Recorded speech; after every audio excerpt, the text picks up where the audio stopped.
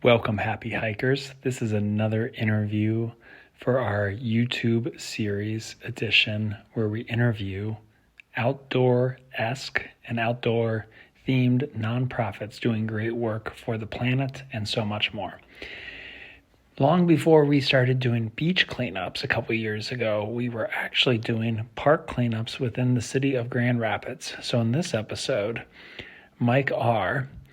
interviews Stacy and Lauren with the Friends of Grand Rapids Parks for his podcast. It's still a very pertinent interview, a lot of talk about the importance of shade and canopy and trees in a city and what we can do to defend the planet. Allison, the founder of Happy People Hike, jumps in right before the trash cleanup to make a little cameo appearance. We hope you enjoyed this chat and see and learn a little bit more about what the Friends of Grand Rapids Parks are up to. See you on the inside.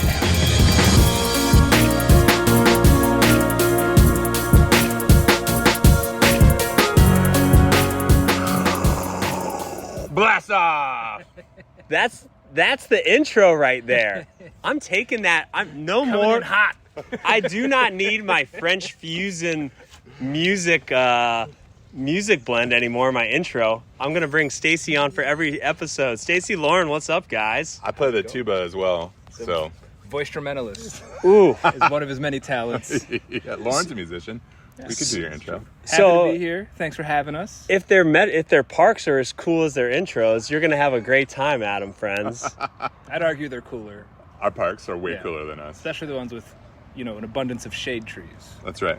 Excellent. So for those of you on the hashtag 59 podcast that have been following along, we're up in Michigan all summer during our Midwest adventure season. And specifically, we've been doing trash cleanups in Greater Grand Rapids. And I'm pumped to have some special guests on here with us today. Jill G is not in the house, so it's all Mike R. It's all masculinity going on today here. And we were lied to. We came for Jill G.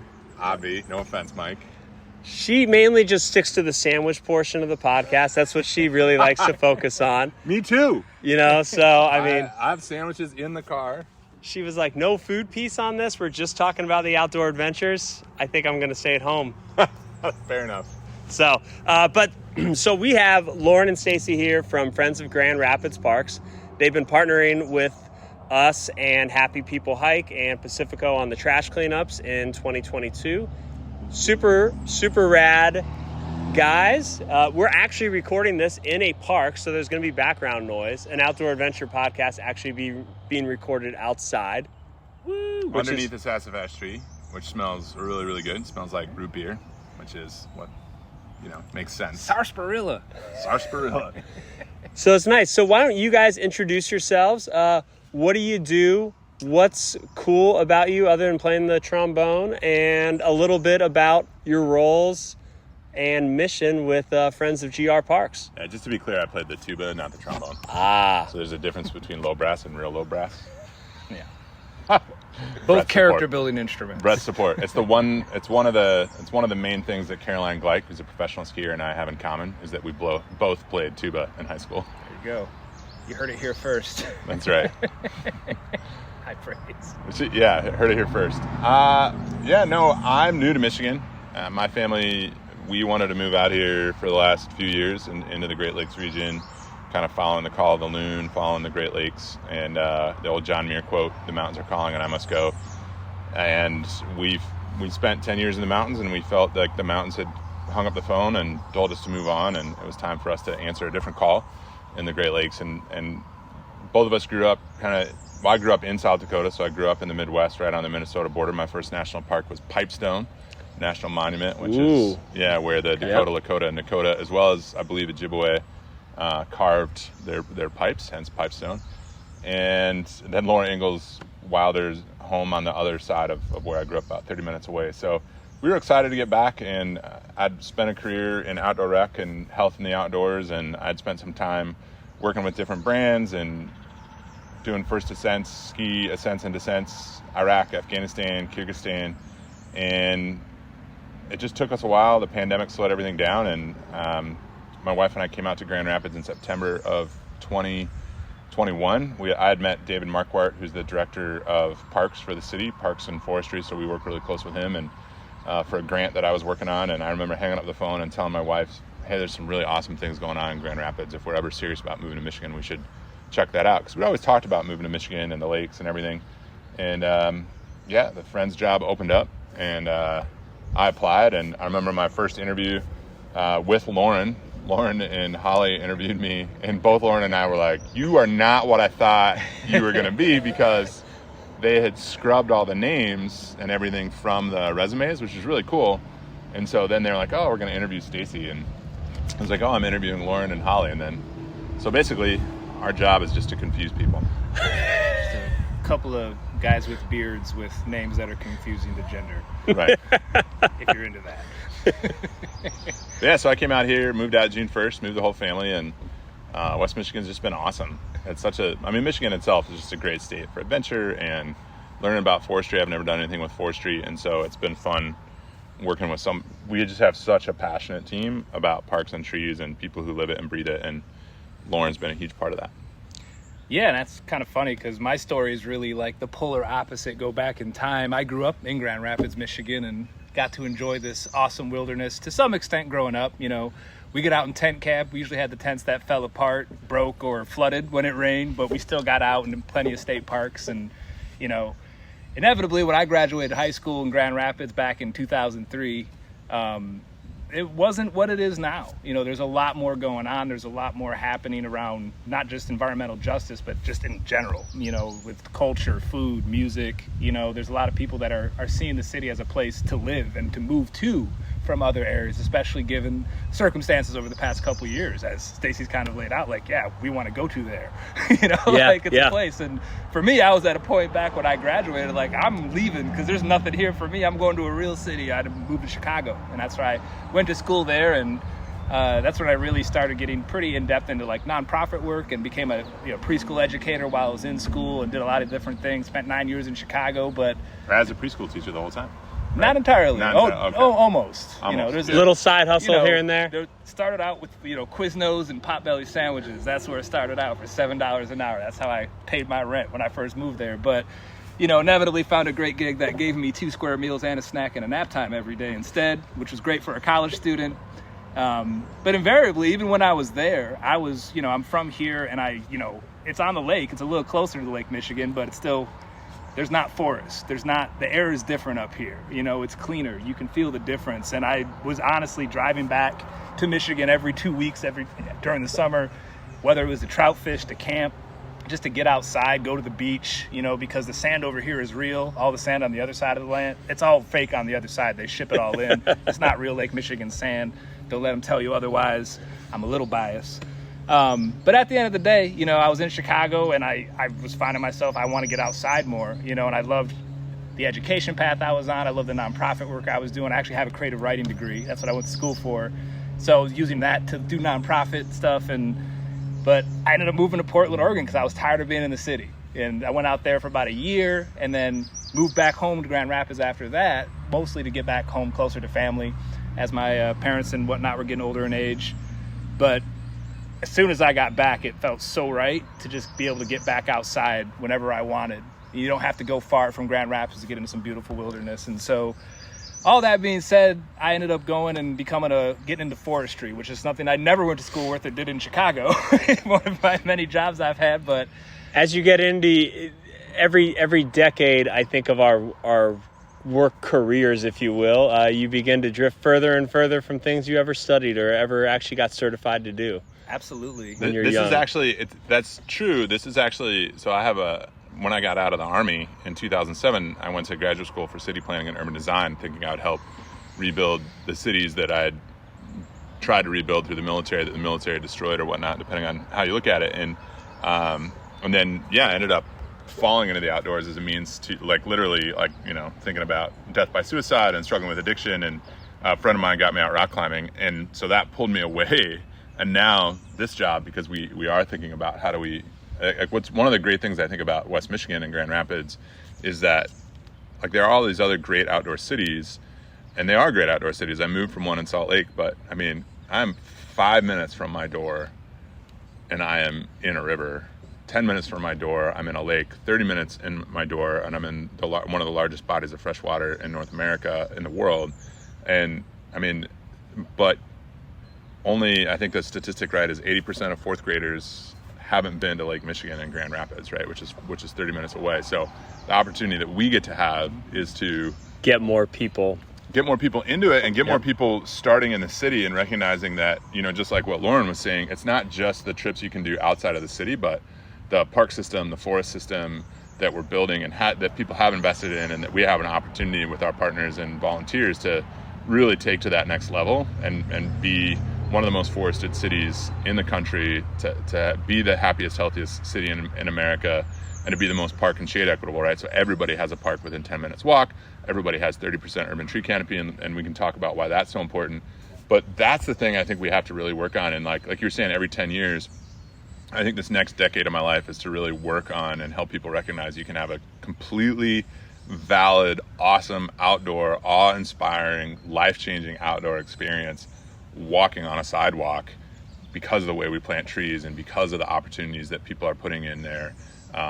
You know, as we move away from turf grass, as we plant different trees, as we create different canopies, as we move people into these gorgeous parks. And Grand Rapids does parks really differently. And there's a lot of competing challenges and concerns that we also have to address and work with, and housing and employment and equity, and everybody's got to feel like they're a part of it. But that's what I think, for me, like watching, like flowing into the work that Lauren has already been doing, and like coming back to this thing that happened 15 years ago that I was like, oh, I guess I'll never do that. And so that's kind of fun too, is just flipping into that. And who knows, like, I mean, I don't, like, you know, and maybe Lauren in a few years will get a big recording contract to write the novel and be the next, you know, great North American writer. So, I mean, I think that's what's fun about our group as well, is that everybody we get to work with, like Lauren, has these just really interesting, unique stories about how they got to forestry. And I don't think you could put money down that any of them will necessarily continue in forestry over the next 10 years or 10 years from now. But I think you could certainly put money down to be like, these are people who are going to be passionate about creating community and change. Well, and to your point, Stacy, and let's elaborate there a little bit too, the 30% number and the forestry number, because what we're doing really with you guys is awareness that there's parks in Grand Rapids, awareness that there's parks in the city you live in, awareness that you can have an outdoor experience maybe closer than you might have realized, to be able to get more people to take that next step, which is going to Lake Michigan.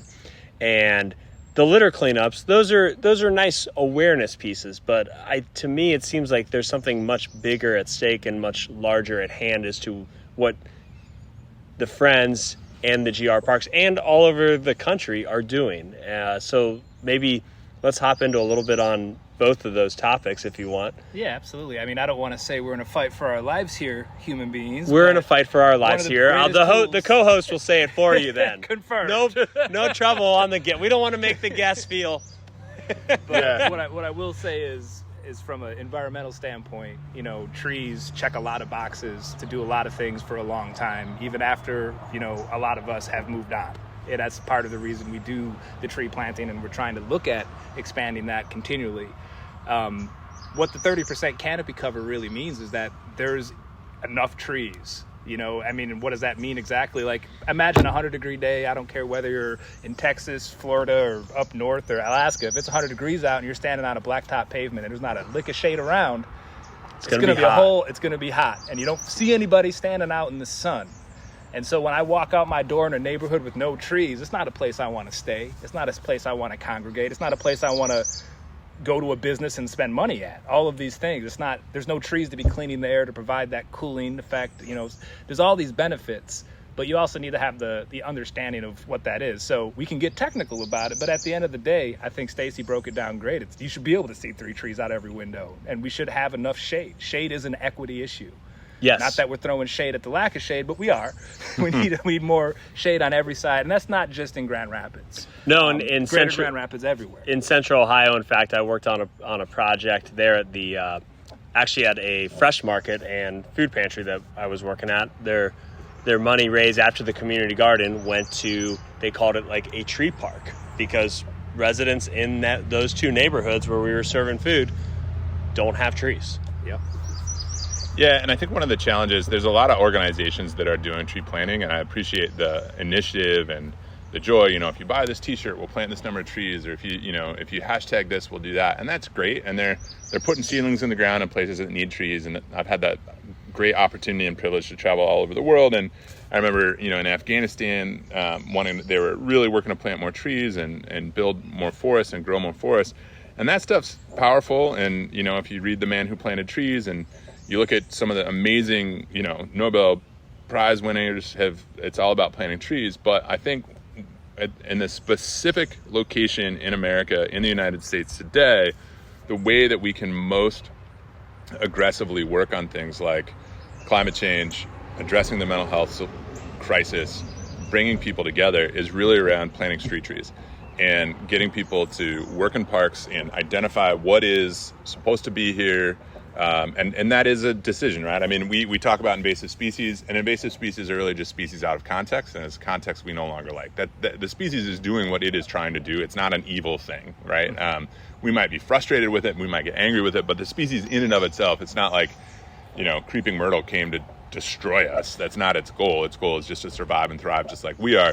But if it's preventing what we, how we're defining these experiences right now, and that'll change too. I mean, 20 years from now, 30 years from now, we're dealing with, in Grand Rapids, the Norwegian maple, right? Which 30 years ago felt like it was a great street tree to plant everywhere. And now we know that tree causes so much challenge and tree trauma for people around it. But really, when you can plant, a 2.5 inch, when you can make sure that you're protecting the trees you have, which is critical, and taking care of the trees you have and making sure they stay healthy.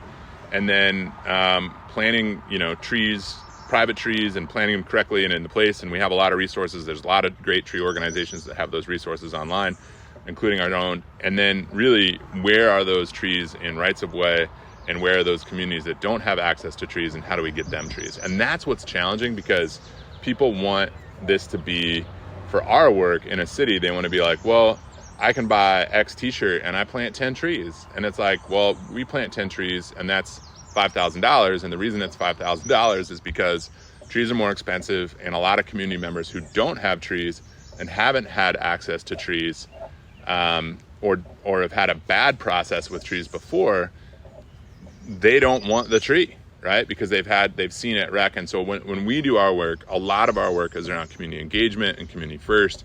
And I mean, one of the things Lauren taught me right away is the importance of allowing residents to say no to a tree when we're doing tree plantings, because it's the dignity of choice. And that is one of the things where it's uphill, but this is a solvable problem.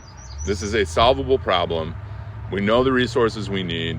And the most amazing thing about all of it, though, is I think how people come together to plant trees. In the same way, for years, I talked about the healing power of the outdoors and the benefits of climbing mountains and whitewater rafting.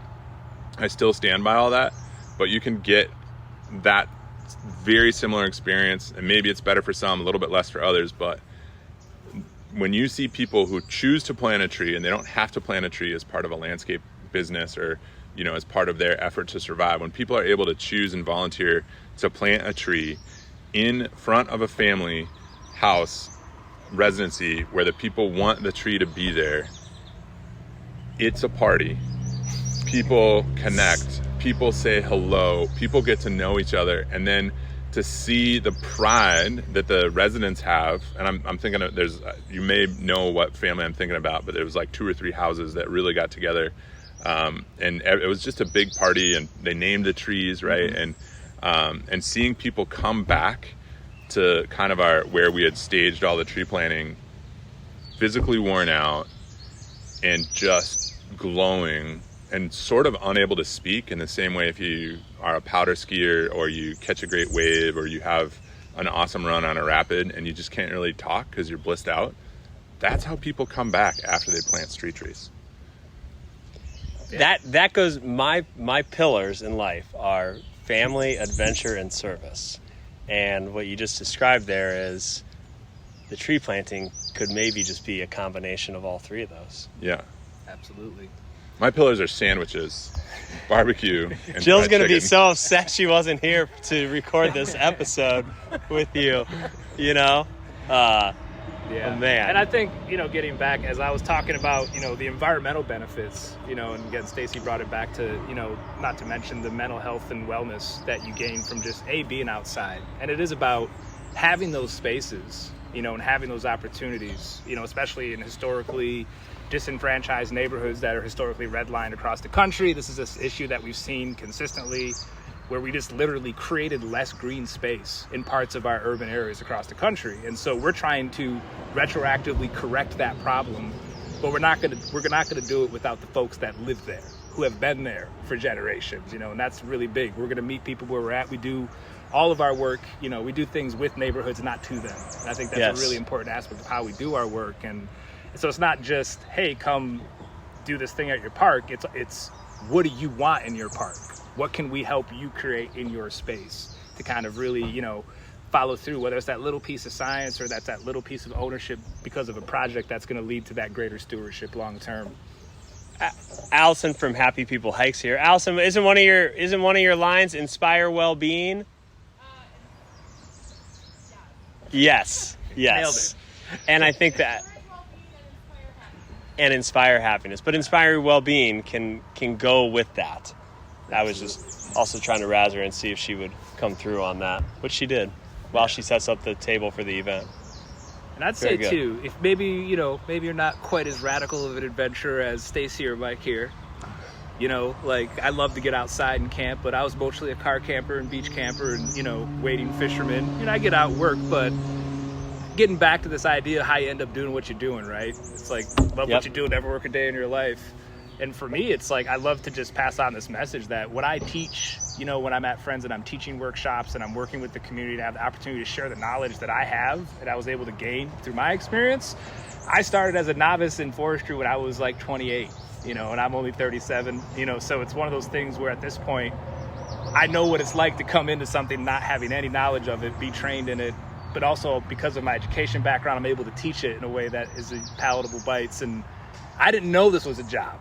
And I did that post-08 recession was rough for a lot of folks in college at those times. It's like everyone's got extra master's degrees, and it's like, what do you do when you're going to plan on doing X, Y, and Z with that degree? And it's like, invariably, it's like finding this field that I was like, oh, I'm outside. I really like this. And I was able to travel all around the country doing tree inventory, data collection. And so I got to see forestry and city planning and trees in a lot of communities. And Grand Rapids is doing things at a high level, but we still have 20,000 vacant planting sites, but they're doing a great job, so it's like, there's so many different challenges for so many different communities as far as canopy goes, but for me, I think the big thing about it is that you can get into it. It's not, it is accessible. And I think that's our real goal, is that, being a certified arborist is great, but at the same time, like, I can know a lot about stuff without having to go for that certification. Maybe I am a career changer. We have several of our colleagues are career changers who we've all, we have a former animator. I became a trash panda at 34, I think, something like that. Yeah, you should talk. Isn't it Mobile's baseball team? Aren't they the Trash Pandas? Yeah, I think so. Yeah. We'll have them on in maybe season 6. Right, exactly. We can go down there. It's never, it's never too late and it's never too early to get into this idea of, like, if you like being outside. My grandma told me, she's like, when she found out I was working with trees finally, she's like, well, you always carried a stick. You're obsessed with the trees. Like, she knew I was going to do this and I didn't. She had it figured out for years. Yeah, I mean, my first real role model, I mean, I had some great leaders in Boy Scouts and stuff, but my first real role model and mentor is Mark Richards, and he was the director of Parks and Rec in Brookings, South Dakota. And then Darren and Derek Hoff, who are twins, who are lifeguards and still good friends. But yeah, I mean, it was that opportunity to play outside in a semi-structured but really safe environment, and then go to work for Mark as a lifeguard and as a T-ball instructor. And I think one of the things we struggle with in the outdoor community is, what is the relevant outdoor industry, and or what is a relative outdoor sport or activity or engagement? And I think we've done such a good job with some of the brands saying, like, oh, you've got it, we're gonna get really rad, we're gonna get really gnarly. And that's cool, and I'm really glad I got to do that, and I still have some, big dreams, big mountain dreams, and definitely big river dreams, more big river dreams at this point. and big long bike rides I want to do. But yeah, I mean, that I think is really fun too, is just seeing how kids and adults use trees, how people use parks, how people transition from playgrounds to soccer and back. I think you see the explosion of disc golf, I think is really cool, especially in Grand Rapids is really invested in that.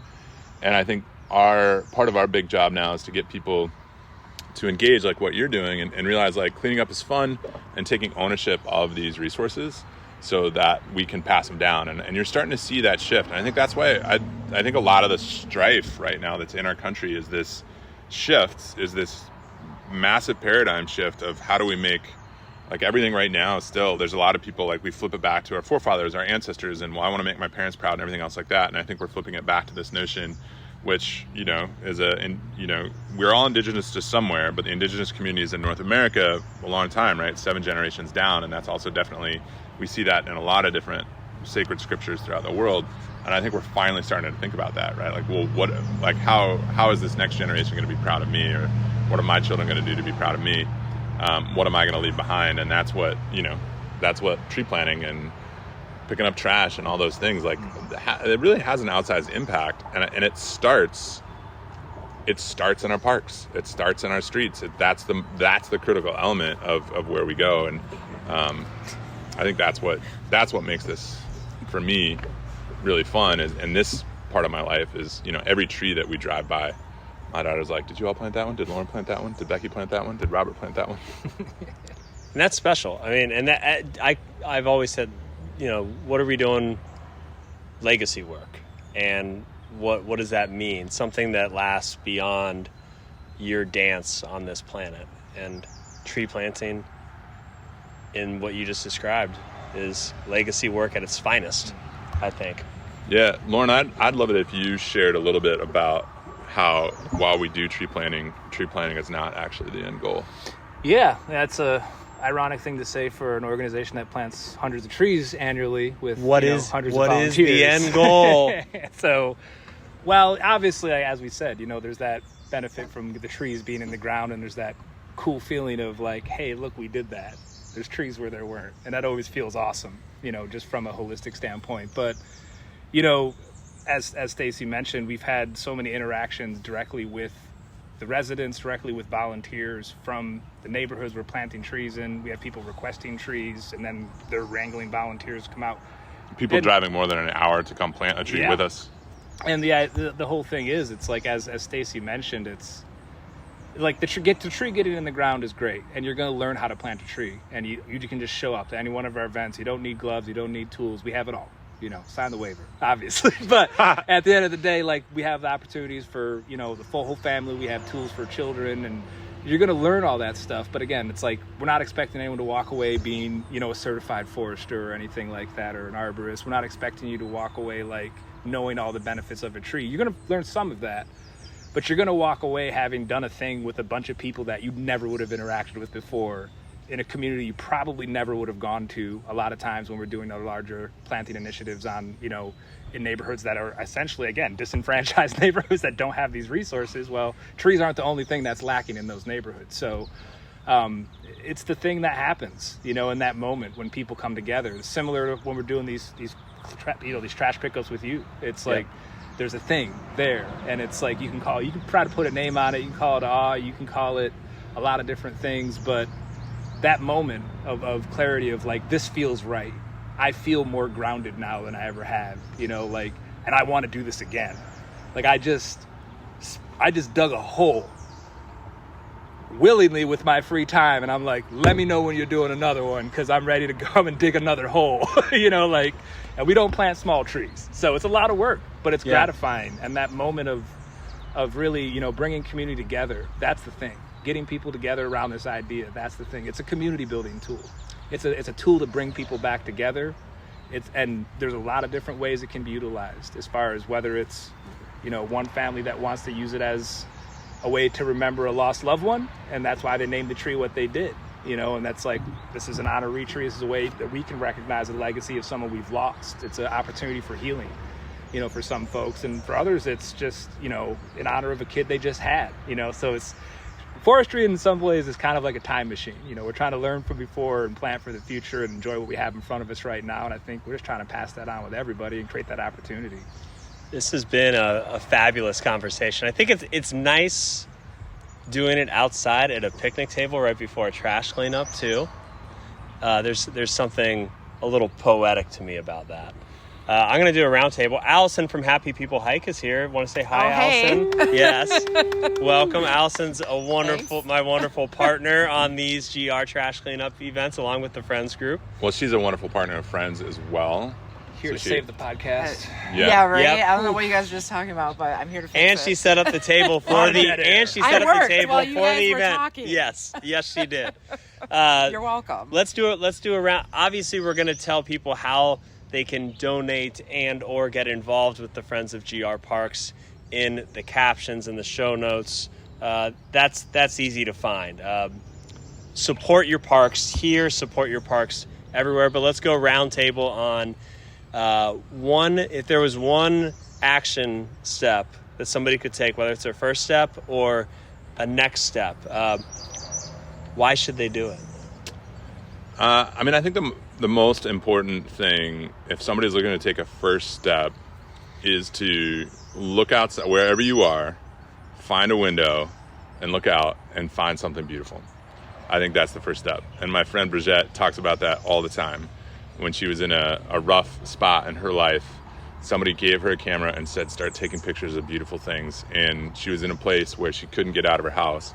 And so she went out, she looked and started taking pictures outside, and then she wanted to figure out how she could get closer. So what does it take to get to my front porch? What does it take to get to my sidewalk? What does it take to find that park? And I think that of all, there are mountains of shit and pain and heartache in the world today, and that's all real, and a lot of it is structural, and depending on who you are and where you are and what you look like and who you love and those type of things, the mountains are going to shift, but that doesn't mean that your pain, regardless of who you are or what you are, doesn't matter. It does. But there are still ways to find joy and to explore joy and to find peace and to find rest. And I think it starts with finding something beautiful.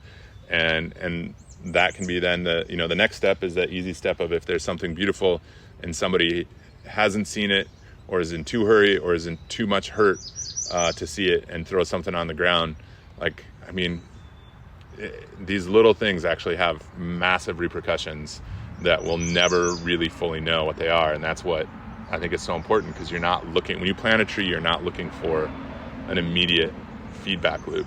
When you pick up a piece of trash, you get that immediate feedback loop, but you don't know how that is going to reverberate through whoever saw you, the community, the wildlife, the nature that might be able to thrive because of that. So, but I think, step one, look for something beautiful. Dig that. Yeah, absolutely. I would say for me, get connected. This idea of connection, I mentioned being grounded, not as a teenager, I was a model student, but in my adult age.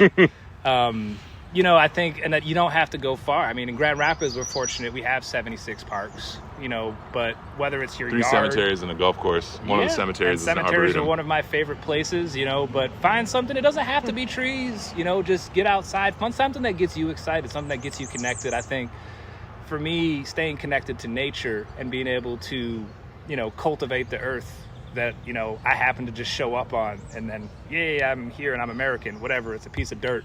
But I'm here, and this is where I grew up, and it really gives me a lot of gratification to be able to put my hands in this earth where I'm from and cultivate it and, procure future generations opportunities to have an environment left, hopefully, fingers crossed. But I don't think you necessarily have to go that far to find that kind of connection. And there's plenty of introverts out there listening to podcasts too, where it's like, it doesn't have to be with people, go hug a tree. It really does feel great. But, watch out for poison ivy.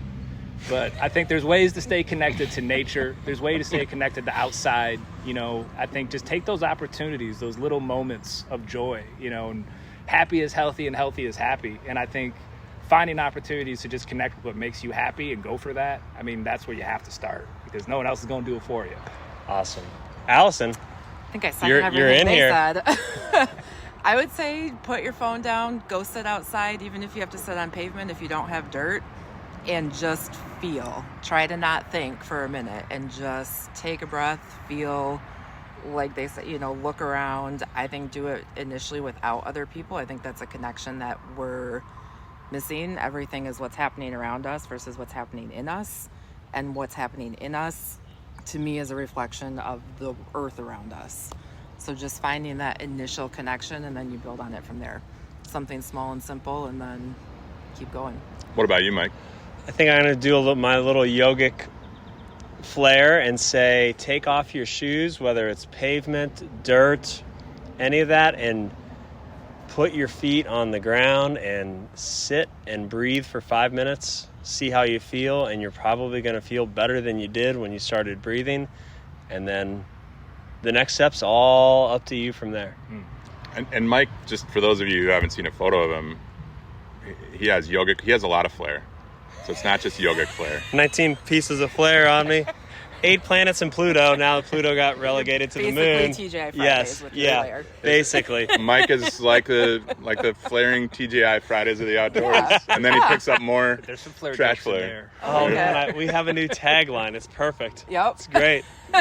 Thanks, everyone, for joining us today on the episode. We'll have Jill back to co-host you guys on your favorite sandwiches. Yeah. In, We will, in yeah. season 6. Denise and I spent a lot of time talking about great sandwiches. She's our development coordinator. Season that. 6, the There you sandwich. go. Yes. So season 4 was switchbacks and sandwiches, and Jill really thrived in that. We almost did tacos and treks in season 5, but we were in the Midwest, so we picked a different theme. Well, pierogies and parks could work. We were talking about yeah. that Oh, today. yeah. Especially in Grand Rapids, right? Like we Yeah. actually stumbled on that. West Side. Yeah, pierogies and for parks. folks who are listening in Grand Rapids, we do have our, we know this is supposed to be a funky, fun, evergreen episode, but if you are listening before August 11th, 2022, you can come hang out with, hopefully you'll be there. I've been meaning to send you an email, I already actually. bought tickets. Oh, thanks. Yeah. But yeah, the Green She's Gala. a customer, too. Be like Yeah. Allison. Be like Allison. Come hang out. We got Send me an email. pierogies. I get it And done that minute. We got pierogies, we got polka, we got parks, we got hot air balloons, barbecue, tacos. Oh, God, yes. And if you listen to it after August 11th, there is still ways to donate. Yeah. There's going to be a gala in 2023.